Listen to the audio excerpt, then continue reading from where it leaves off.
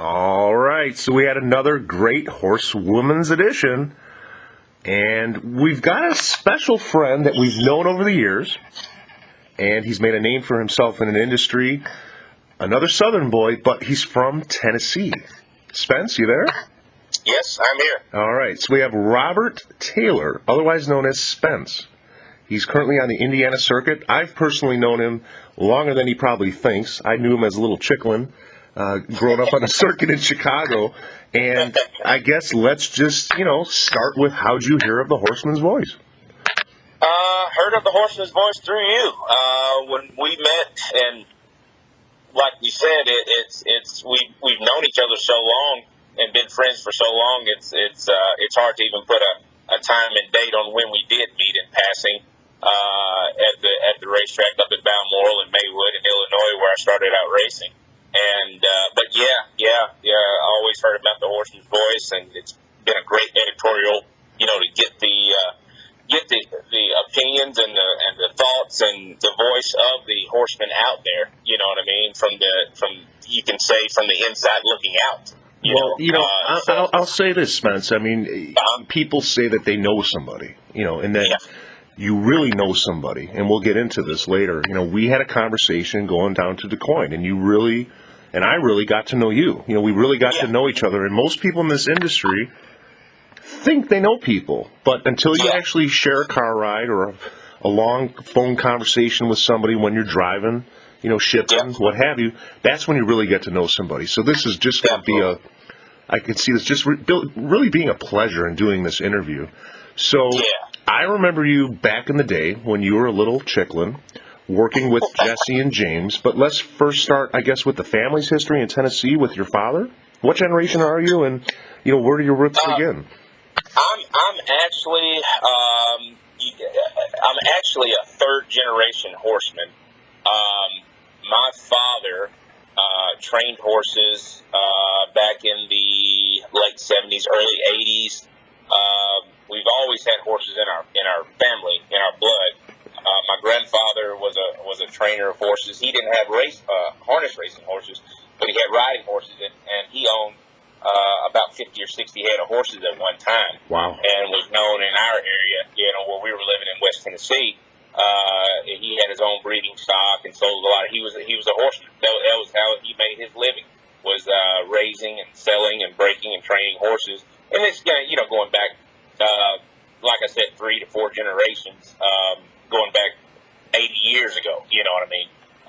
But that's all we've ever done. My dad, he farmed, but he always had horses, had riding horses, got into the harness horses, and that's all I've ever done. I've never had another job. I went to college for a little bit when I graduated out of high school, but other than the horses, that's all I've ever done.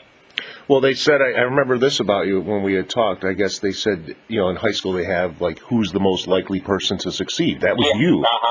That was you. I was voted most likely. I was the senior class president, and I graduated 10th in my class, even though it was a little shy than 100 people in our graduating class, but I did pretty well in school, and I was voted likely to succeed. And I'm doing, we're doing all right. I'm not, pat myself on the back or bragging, but the horse business has been it's an up and down business, as everybody knows. It's a lot of blood, sweat, and tears put in it, a lot of time consumed, and it's a time, but it's also a business that's very rewarding. Can be financially, emotionally, especially when you love what you're doing. So it's not really, to me, it's not even really a job. It's just what I've done my whole life. It's your passion, and they say, if you can work your passion, you're not working. Absolutely. So let me just ask you this, because I know about your father. Did your grandfather actually shoe horses and then teach your dad? Yes, actually he did. That's where my dad got it from. My grandfather, Robert Taylor, which I'm named after, he was a farmer, and he had his own horses also, and he shot his own horses, and that's what got my dad, into the farrier business. He started shoeing horses part-time when he was farming and training standardbreds, and kind of got out of the racing there for a little stint and started shoeing. He became a full-time farrier, and has a really, great business, has established a great business in Tennessee. in Southwest Tennessee, the area where we're from. And my brother now, which he used to race horses with me, he and my dad, they share a partnership on their shoeing business now with their clientele, and he shoes horses and so forth. So I mean, it's strictly a family business. The legacy continues, as we say. So then, growing up, was he teaching both you and your brother how to shoe? Yes. I was more in the shoeing than my brother was. Even early on, when I was in, say, junior high school and high school, I was working with him in the summers, just about every summer before I came up and started racing in '99, and I was always shoeing with him and working with horses. My brother, he did it somewhat, but not as much. But he always helped train, but he got into the shoeing aspect just a little bit later in life, more so. But yeah, he's been shoeing now, I think, for about 12 years full time now. My brother has. So we've talked with the king, Rashawn Trigg, and we see what he's doing. Bringing up guys from his area and part of the country. Where, I guess, did you get your break? Let's talk about the Springfield brothers. How did that all come to be? Yeah, Jesse and James Springfield were a essential part into us getting into horses. My dad, like I said, always had horses. He had riding horses and stuff growing up, but he wanted to get into the standardbred part of it, and the racing part. And there were several guys in the area, next county over, within an hour from us where we lived at, that raced horses. There were several horses, but there was only, you had Jesse and James Springfield, which they raced horses in the summertime. They would train colts in the fall and winter and spring, and always shipped north. They started racing. At that time, when my dad got involved, they were racing in Kentucky at Louisville Downs, in Henderson at Audubon Raceway.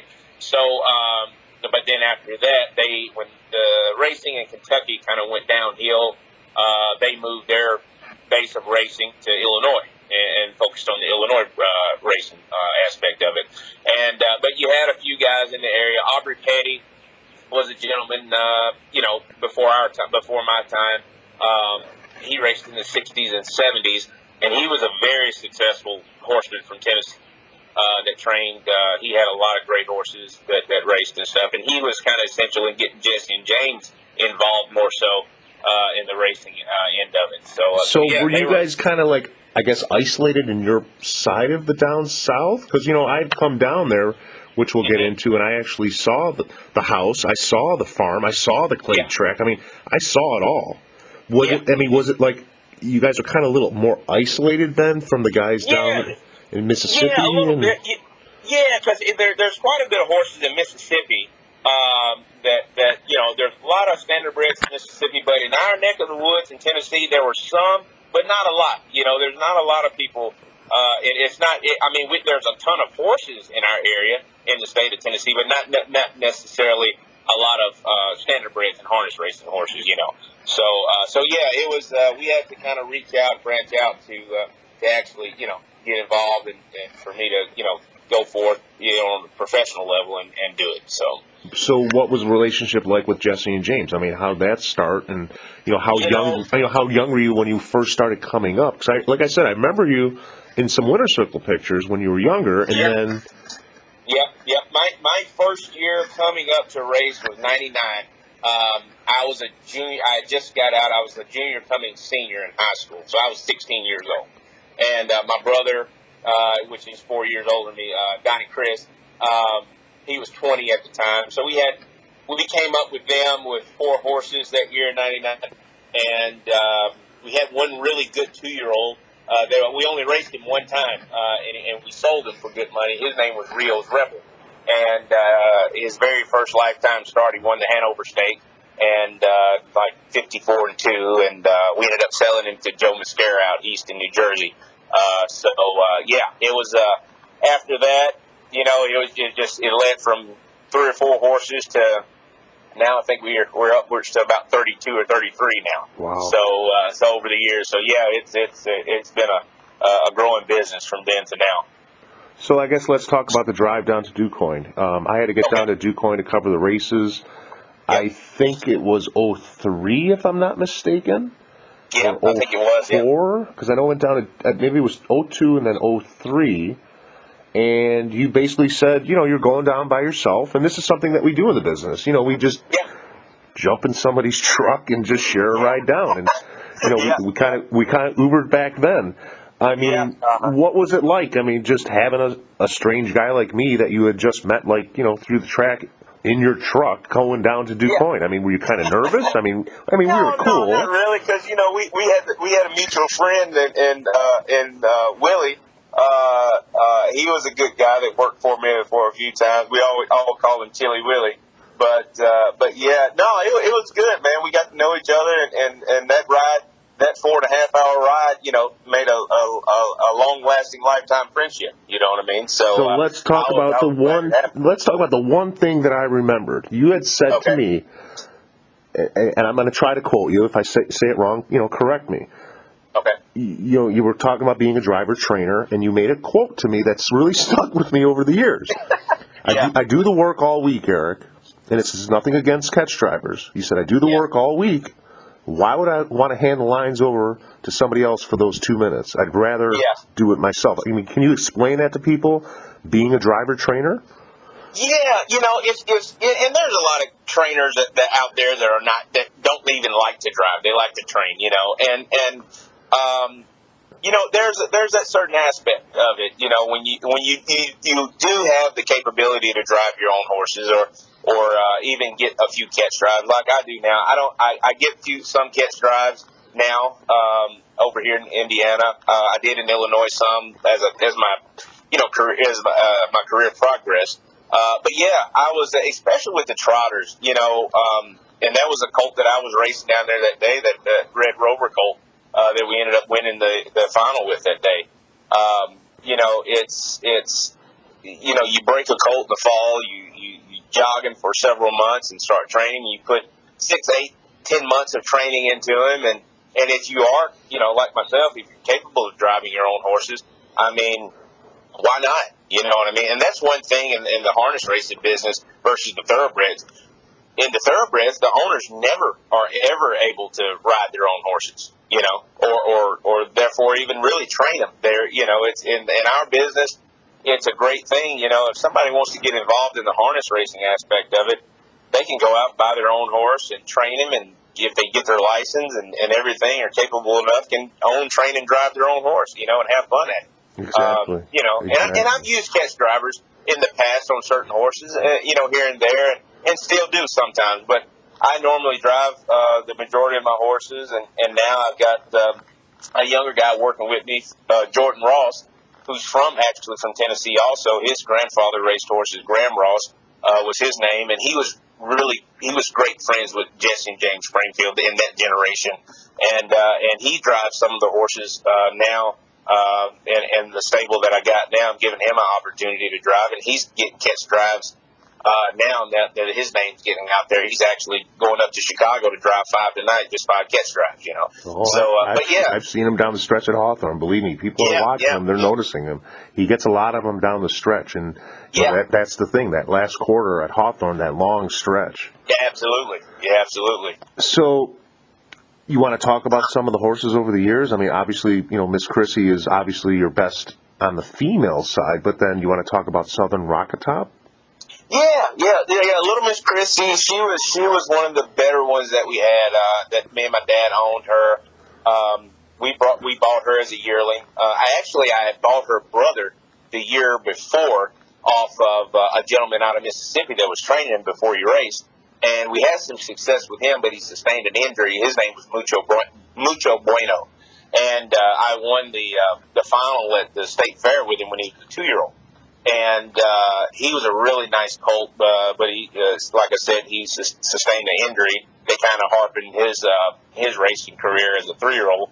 But we went and bought her at the sale that fall when she was a yearling, and we get $3,500 for her. She wasn't overpriced at all, fairly cheap actually. And she went on, and I won the Lady Lincoln Land as a 2-year-old with her, the final for the 2-year-old trotting fillies, and she did real well with us. We raced her till she was 6 and retired her. I think she had about $260,000 on a card when we quit with her. Wow. And now she's a broodmare. We've got she's had 3 colts now. Now her oldest is a 3-year-old. And it's funny, like with the homebreds and stuff, we kind of moniker and name them after family members or something. Because Christy is my niece's name, my brother's oldest daughter. That's her name, so that's why we named her Little Miss Christy. And so yeah, we've got her 3-year-old now, which she's made one start. Her name is Miss Kathy Tate. I named her after my mother-in-law, and she's got her first lifetime start last week, and she's starting to race. And I've got a 2-year-old off of her this year, also that's training real nice. So, but she was one of the better on the female side. Southern Rocky Top was probably the best horse I've ever trained, fastest trotter. He still had the 3-year-old track record at Balmoral Park, or 52-2 when he was a 3-year-old. And he made, I think his 3-year-old year, he made $430,000. You know, he took me to some places I've never been before as far as racing. He took me up to Canada. We raced in the $1 million Canadian Trotting Classic against Muscle Hill, where we finished third, and raced in the World Trotting Derby. We were second to Muscle Hill there, and he was an awfully nice horse. You know, he was a great horse to have. So you think Muscle Hill is Muscle Hill. You think if Muscle Hill wasn't in that division or wasn't born that year, you could have been driving that top horse in the country? Yeah, maybe. I don't know. You know what I mean? I do think we might have could have won the World Trotting Derby if it wasn't for Muscle Hill. He was a freak. He was a freak. Yeah, he was a monster. Yeah. Everybody knew that. So, I'm thinking now that you're saying this, you could have been put up on the pedestal even a long time ago, let alone today. Let's talk about some of these other ones. What about Dry Creek Sam? Dry Creek Sam was a nice horse I had last year for a gentleman, Steve Waldron from Illinois. And I actually got my fastest win time with him. I won with him at 149-3. And he was one that was looking to be one of the top colts last year in the Sire Stakes at Indiana. And he ended up, I got into, it wasn't really a little wreck, but he got bumped in a race. And he ended up having a tendon injury, wow. Slight injury. So we ended up shutting him down for last year, and he'll be getting back ready for this coming year's races. But awfully nice horse, the fastest pacer I've ever driven, 149-3. So, yeah, he's an awfully nice horse. What about Passionate Tigress? Passionate Tigress is a homebred. She was one that she's actually a brood mare now. We raised her off of one of our mares, and she was a nice filly. That we raised, and I think she took a mark of 52-2. So, but yeah, she was a really, really nice mare that we raised and raced some. And then go back a couple years, give me one more try. She was another homebred. She was off of a mare that we had bought as a yearling that didn't race. Her mother didn't race, but she was a Mr. Cantab filly. I won a couple of legs of the Sire Stakes with her. Kent Shank out of Michigan, one of my longtime owners and partners. He's been with me for about 16 or 17 years now. And we own her, nice mare. We actually ended up selling her for nice money last fall. And she went out east. But yeah, really nice filly. So now let's go back. Let's talk about Shannon. Shannon, she put you on the map as well. Fox Valley Shannon. Yeah, she was. Fox Valley Shannon was a nice mare. She was one of the ones that early on in my career that kind of helped boost it, get us going. She was actually 3-year-old trotting filly of the year in Illinois, her 3-year-old year. I remember her too. Didn't race much at 2. Had some immaturity issues, but showed she had speed. But really came on as a 3-year-old and did really well for us. She was one of the ones like her, and had another mare named Miss Vicky right after her. That those mares, those trotters, they really kind of helped put my name out there and help the business to grow for us. So it seems like everything's come full circle with your career. Let's talk about the family life. I guess how'd you meet your wife, and let's talk about the progression from there to your son. Okay, well, I met Stephanie. She was actually the paddock judge at Hoosier Park in Indiana Downs. And she worked here at the racetrack. And so, we kind of met at the racetrack. I was racing, and she was the paddock judge. And we formed a friendship, became friends for a while and started dating. And it progressed from there. We ended up getting married a few years ago, and And now we have a son, Tristan, he's 3 years old now. And so yeah, that's where we're at, you know. So, but yeah, she's a great person, you know, my best friend. You know, not many people get a chance to marry their best friend. You know what I mean? You bought a farm. I mean, and what's going on? I guess at the farm. I mean, I'm dying to come down there and check it out. I mean, you obviously are building that up too. Yeah, last year we bought 43 acres. That's about 4 miles from Hoosier Park.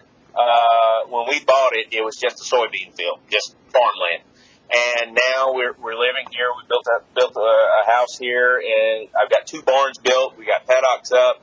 We're building a 5/8 mile training track, so we're putting a training center up because it's in this area. There's a lot of horses. There's demand for it. You know, there's one training center in the area, a big one, which is Pace Center, and then another gentleman has a farm north of the racetrack at Northside Farm.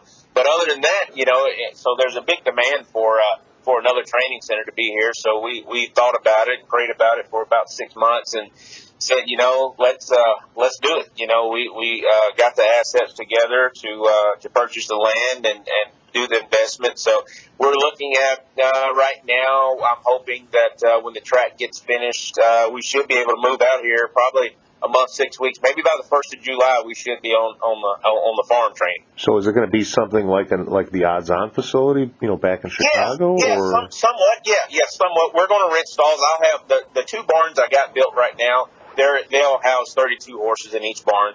I'll take one, you know, use one, and I'll rent the other one out. And then we've got room for a 3rd barn in the future also. So, that's the ultimate plan, is to have 3 barns here, one for me, and to rent the other 2 barns out to other horsemen in the area, and to provide a training center for them that's local and close to the racetrack. You know, it's only about a 7-minute drive from Hoosier Park.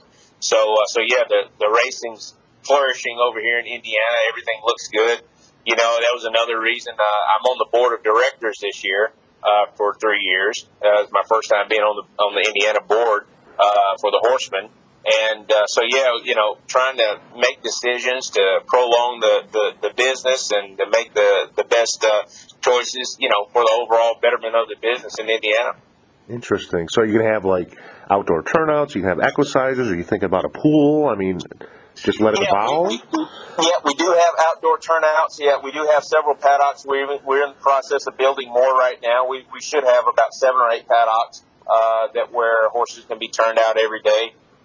We are going to purchase a equicizer in the future to put in, you know, because they're very good to have, you know, especially if you have inclement weather or if you have certain horses that need that lighter type of work or whatnot. You know, it's very essential to have one. So that's in the works also.